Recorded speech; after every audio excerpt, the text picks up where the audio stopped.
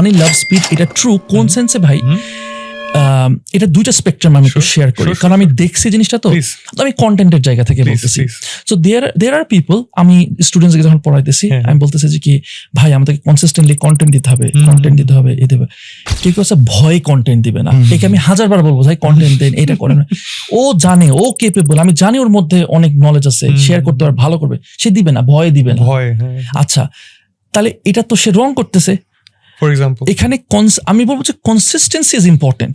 আমি consistently improve করতেছি কিনা, ওই স্পিডটা ইম্পর্টেন্ট। মানে ইটস লাইক এইভাবে করে ওকে, স্পিড মানে হচ্ছে সুপার ফাস্ট না, স্পিড মানে একটা প্রপার একটা ভেলোসিটি, মানে at the end of the day মানে balanced speed is important. Balance দেখেন ভাই, একটা জিনিস আমি আমাদের স্টুডেন্টদের সাথে আমি একটা ছোট গ্রুপ খুলছি, এমনি একটা গ্রুপ খুলছি, সেটা হচ্ছে আমরা বলছি স্ক্রিন অফ চ্যালেঞ্জ।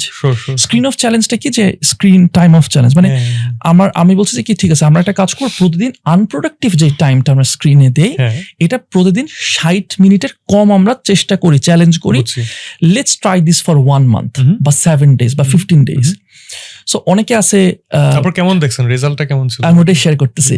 সো একজন স্টুডেন্ট, সে দেখলাম 1 মিনিট ইউজ করছে, and I was like, oh wow, 1 minute use করছে, wow, so that's great. যখন আমি দেখতেছি that's great, but that's wrong.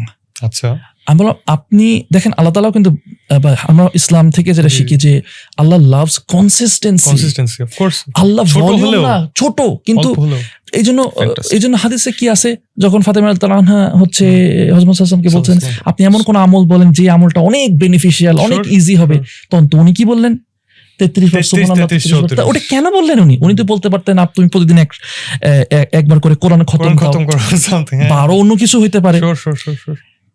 এই জিনিসটা খুব underrated, which is the consistency. Consistently আমি কতটুকু ইমপ্রুভ করছি, এই জন্য খুব সুন্দর একটা, যেটা জাপানিজদের আমার এটা খুব ভালো লাগে, যে কাইজেন আমরা বলি, রাইট? কাইজেনের যে কনসেপ্টটা, আমি বলবো সবাইকে যে আপনি এটা স্টাডি করতে পারেন। আর আরেকটা ব্যাপার হলো যে কি, আমরা অনেক সময় হয় কি ভাই, বাংলাদেশে যেটা হয় কি, যে ছোটবেলা থেকে আমরা একদম অন্ধের মতো করে ফলো করার একটা মেন্টালিটি কাজ করে। ভাই এটা বলছে এইটাই, আমরা বুঝি, এটা বলছে এইটাই, আমি যে নিজেকে জাজ করব, একটু বুঝবো, আমার কনটেক্সটটা বুঝি আরো একটু।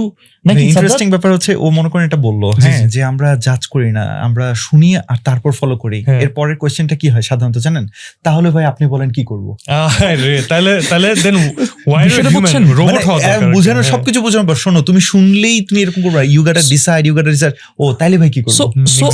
এটা তো বিশাল problem. So coming back to that group, তখন আমি ওই আপুর সাথে কথা বলছিলাম, বললাম দেখেন আপু, আপনি 1 মিনিট না, আপনি ডেলিবারেটলি 30 মিনিট করবেন, কারণ আপনি 1 মিনিট বা 5 মিনিট বা 10 মিনিট করতে যাবেন, আপনি ব্রেইনকে এমন ভাবে বলতেছেন, কারণ আপনার এখন হাই মোটিভেশন, কিন্তু 7 দিন পরে আপনি 7 দিন এটা চালাতে পারবেন, 10 দিন পরে, কারণ হ্যাবিট তো আপনার ধীরে ধীরে ফর্ম করবে।